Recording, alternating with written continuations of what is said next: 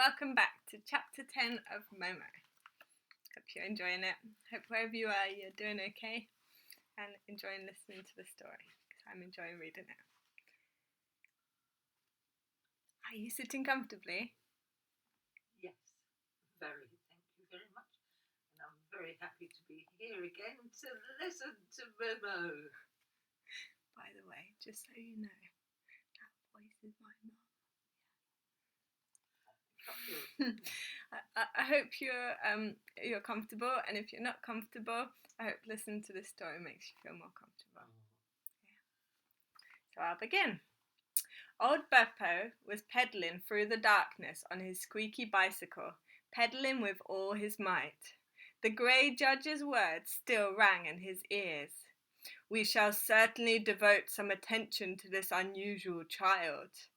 You may rest assured that this child will never harm us again. We shall neutralize her by every available means." Momo was in dire peril, and that there could be no doubt.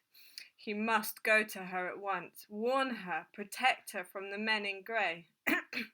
He didn't know how, but he'd find a way. Beppo pedalled even faster. His tuft of white hair fluttered in the breeze.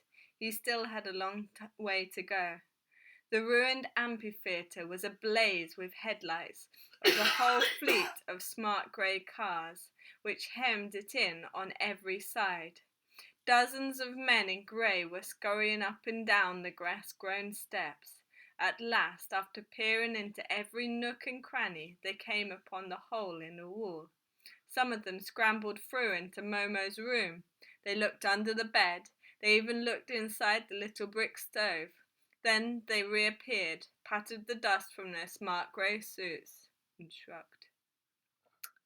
"The bird appears to have flown," one said. "It's exasperating," said another.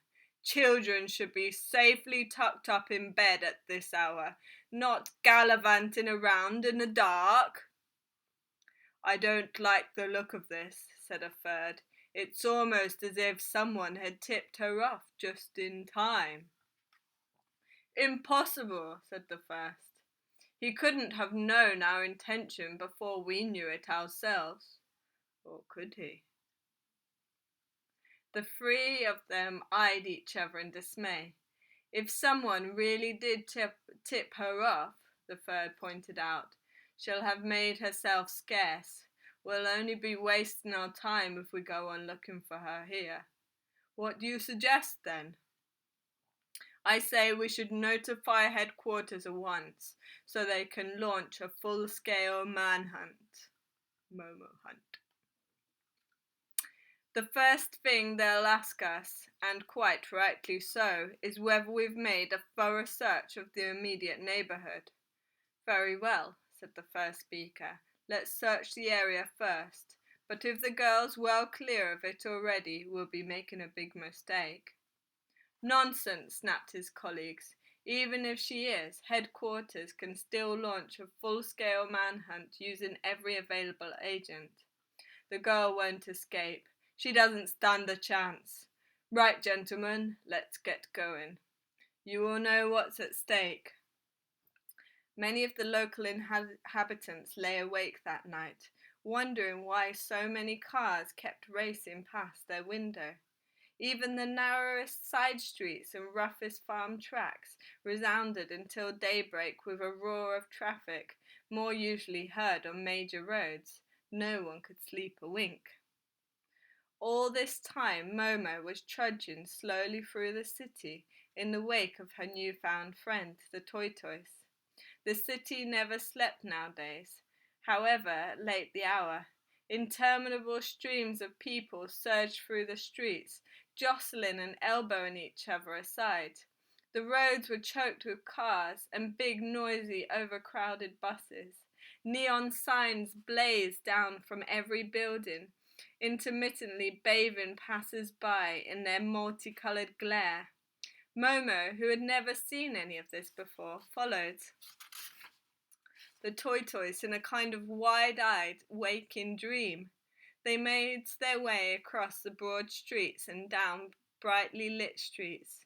Cars flashed past them and pedestrians milled around them, but no one looked twice at the child and the toys. They never had to get out of anyone's way either. Nobody bumped into them, nor did any driver have to brake to avoid them. The toys seemed to know precisely when there would be no car or pedestrian in their path, so they never had to vary their pace, never had to hurry or stop and wait. Momo began to wonder how any two creatures could walk so slowly but travel so fast. When Beppo finally reached the amphitheatre, the feeble glow of his bicycle lamps showed him, even before he dismounted, that the ground around it was a mass of tire tracks. He left his bicycle in the grass and ran to the hole in the wall. "Momo! Momo!" he whispered, the name at first, and then spoke it aloud. "Momo? Momo?" he repeated. No answer. Beppo swallowed hard. His throat felt so dry. He climbed through the hole into the pitch-black room, stumbled over something, and wrenched his ankle. Striking a match with tremulous fingers, he peered in all directions. The crude little table and chairs were overturned, the blankets and mattresses stripped off the bed. Of Momo herself there was no sign at all. Beppo bit his lips to stifle a hoarse sob that racked his chest at the sight of this desolation. "My God," he murmured, "I'm too late. She's gone. They've spirited the poor girl away. What shall I do now? What can I do?" Just then the match began to burn his fingers, so he dropped it and stood there in the dark. Making his way outside as fast as his twisted ankle would allow, he hobbled over to his bicycle, struggled back onto the saddle, and pedaled off again. "Guido must help," he kept repeating. "He must. Pray heaven I can find him." He knew that Guido planned to earn some extra money by spending Sunday nights in the storeroom of a car breaker's junkyard. Serviceable parts had been disappearing of late, and it was Guido's job to see that this pilfering ceased. When Beppo ran him to ground in a shell beside the junkyard and hammered on the door with his fist, Guido, at first, mistook him for a would-be stealer of spare parts and kept mum, then recognized the old man's voice. He unlocked the door. "What's the matter?" he grumbled. "It's Momo," Beppo told her breathlessly. "She's in danger." "What are you talking about?" asked Guido, flopping down on the camp bed. "Momo, why, what's happened to her?" "I don't know exactly," Beppo panted, "but it doesn't look good." And he told Guido all he'd seen, from the trial on the garbage dump to the tire tracks around the amphitheatre to Momo's ransacked and deserted room.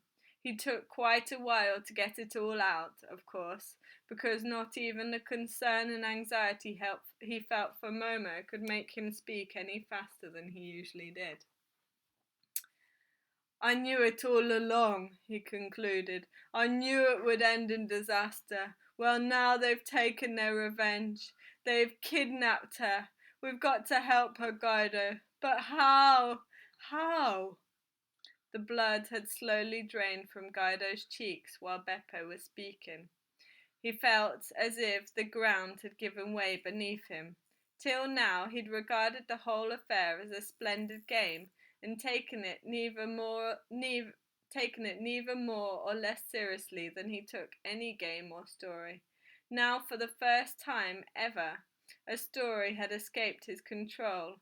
It had taken on a life of its own, and all the imagination in the world would be insufficient to halt it. He felt numb. "I know, Beppo," he said after a while. "Momo may simply have gone for a walk." "You know, Beppo, he said after a while. Momo may simply have gone for a walk. She does that occasionally, like the time she went roaming round the countryside for 3 whole days and nights. We may be worrying for no good reason.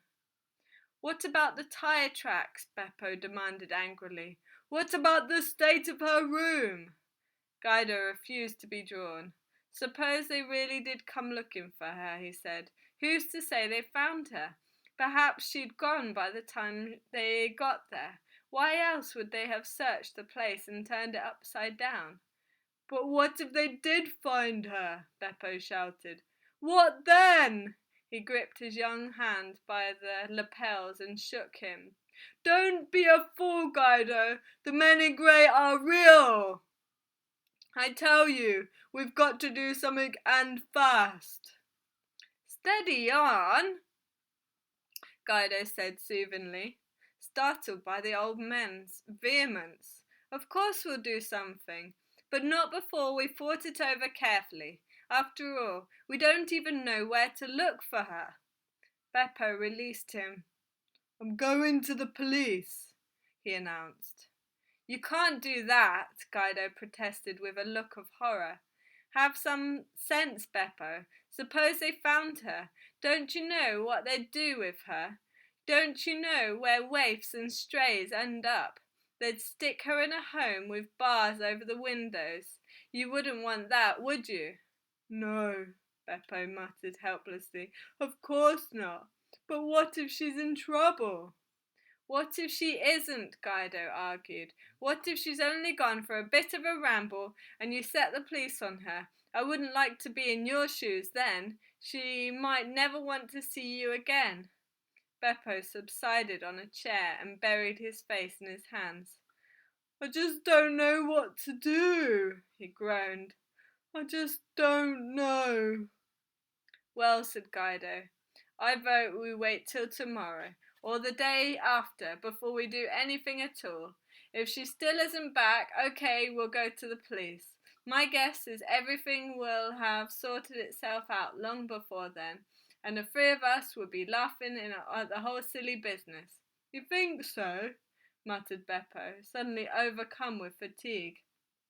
The day's excitement had been a bit too much for a man of his age. Of course, Guido assured him.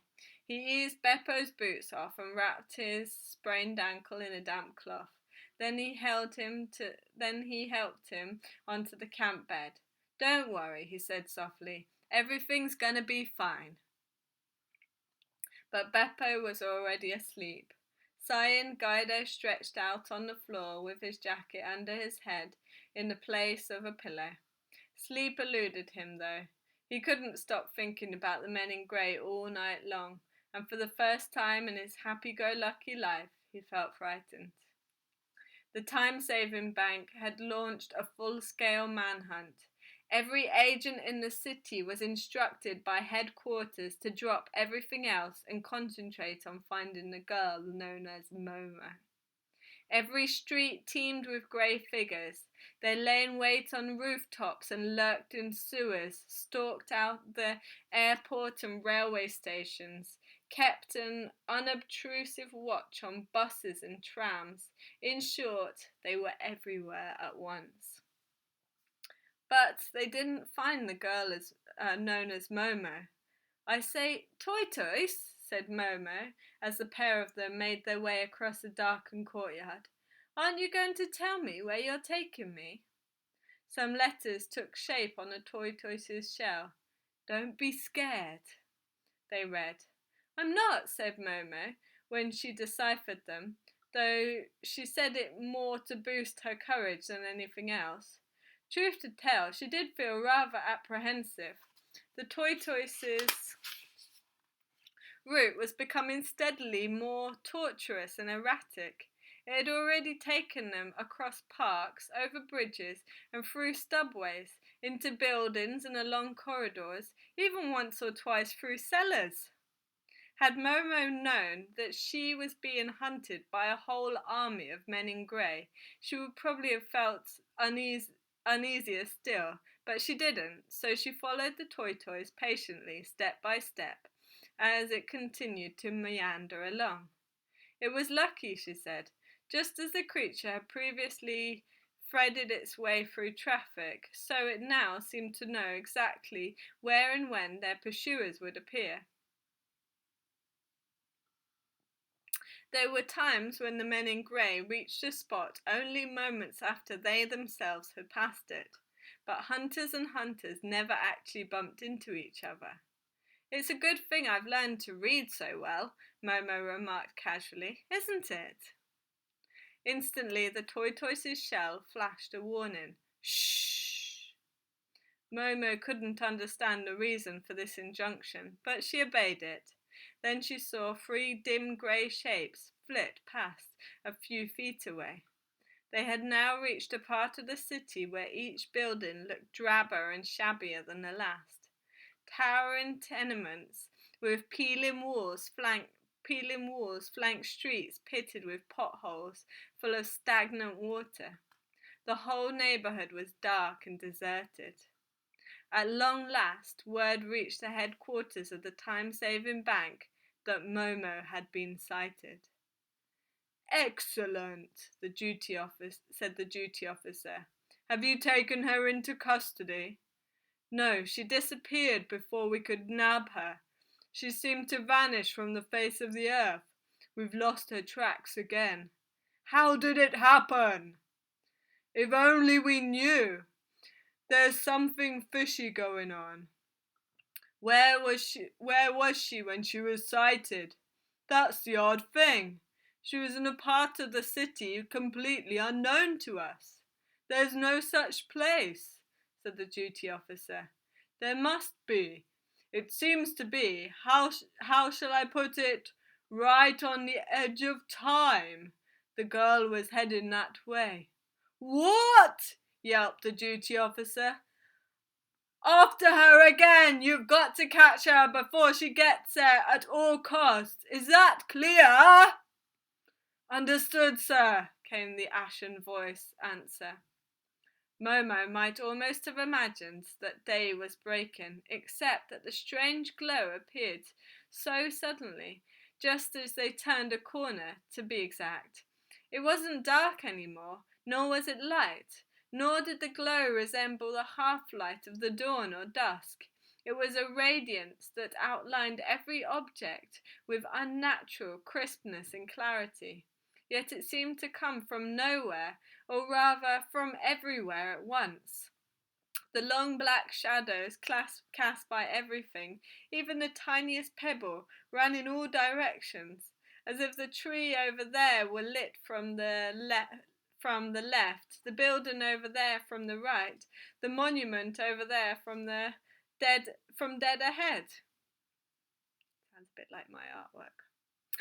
The monument, if that was what it was, looked weird enough in itself. It consisted of a big square block of black stone surmounted by a gigantic white egg, nothing more.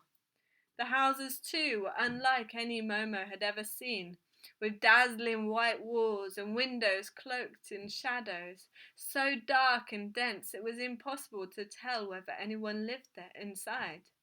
Somehow, though, Momo sensed that these houses hadn't been built for people to live in, but for some mysterious and quite different purpose.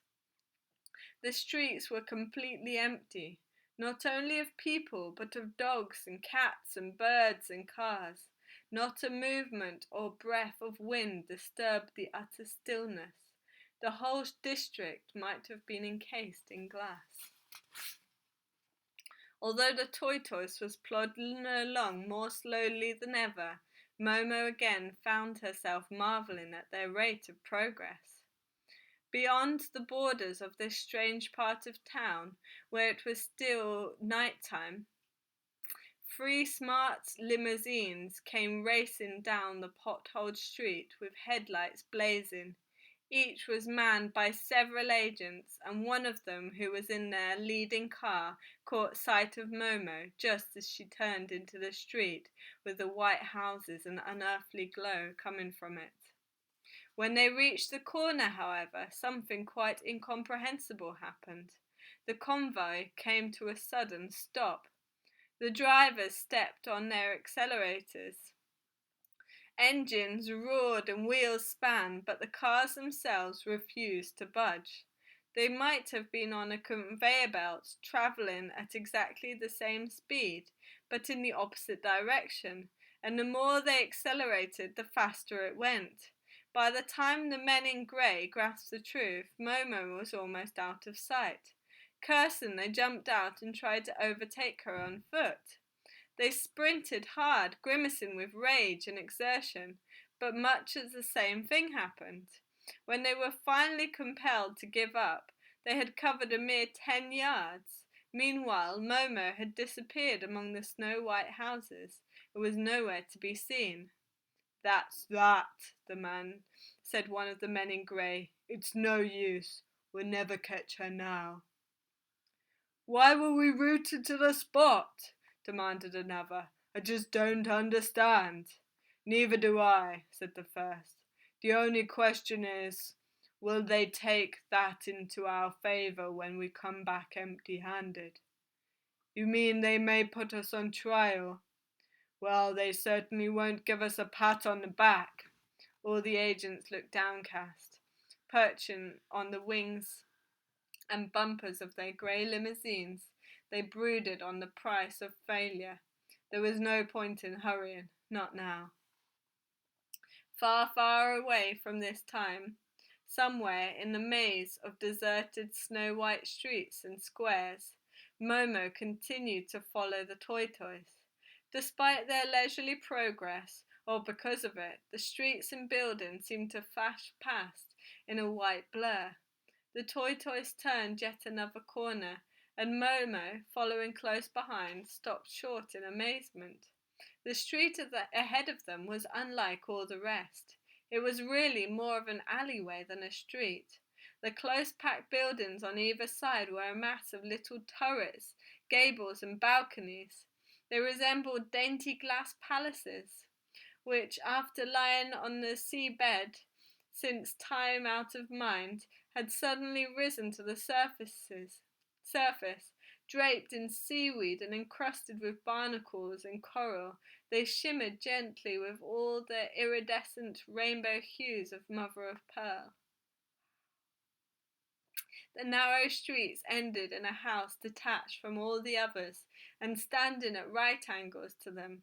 Its big bronze front door was richly decorated with ornamental figures. Momo glanced up at the street sign immediately above her.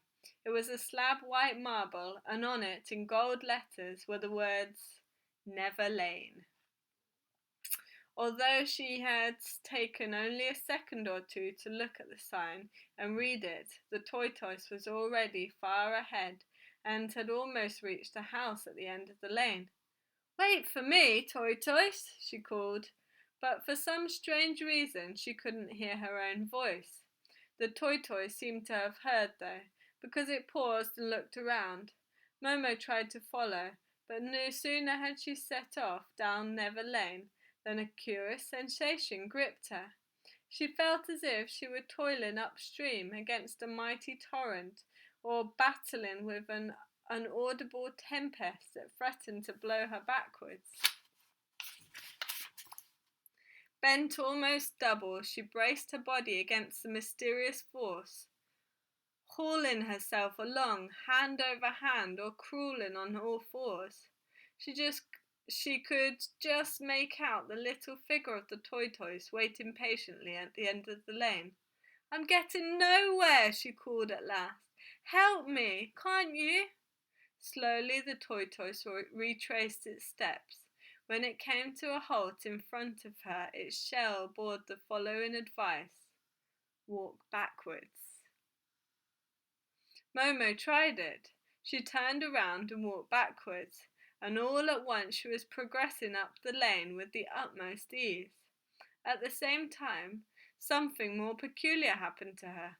While walking backwards, she was also thinking, breathing, and feeling backwards, living backwards, in fact. At length, she bumped into something solid. Turning, she found she was standing outside the last house of all, the one that stood at right angles to the rest. She gave a little start because, seen at this range, the ornate bronze door looked enormous. I wonder if I'll ever get it open, she thought, but at that moment the massive door swung open by itself. She paused again, distracted by the sight of another sign above the door. This one, which was supported by the figure of a unicorn carved in ivory, read, "Nowhere House." Because she was still rather slow at reading, the door had begun to close again by the time she had finished. She slipped hurriedly inside, and it shut behind her with a sound like muffled thunder. Momo found herself in a long, lofty passage, flanked at regular intervals by marble statues, whose apparent function was to support the ceiling. There was no sign here of the mysterious current that prevailed outside in the lane. Momo followed the tortoise as it waddled ahead of her down the long corridor. At the far end, it stopped outside a little door, just big enough for Momo to duck through. "We're there," the tortoise's shell announced. There was a little sign on the door. Kneeling down so that it was on the level of her nose, Momo read the inscription. "Professor Secundus Minutus Horda," it read. I don't know if I pronounced that right. She drew a deep breath and boldly lifted the latch. As soon as the little door opened, her ears were assailed by a melodious chorus of tinkling and chiming, and ticking and humming and whirring. She followed the tortoise inside, and the latch clicked into place behind her. Doo-doo-doo. Join me again for chapter 11. I'll be uploading it tomorrow. I hope you're enjoying it. I hope it brought you some comfort, and I hope wherever you are, whatever's going on, that you're doing okay, and remember, stay connected because it helps. Take care, lots of love, bye for now.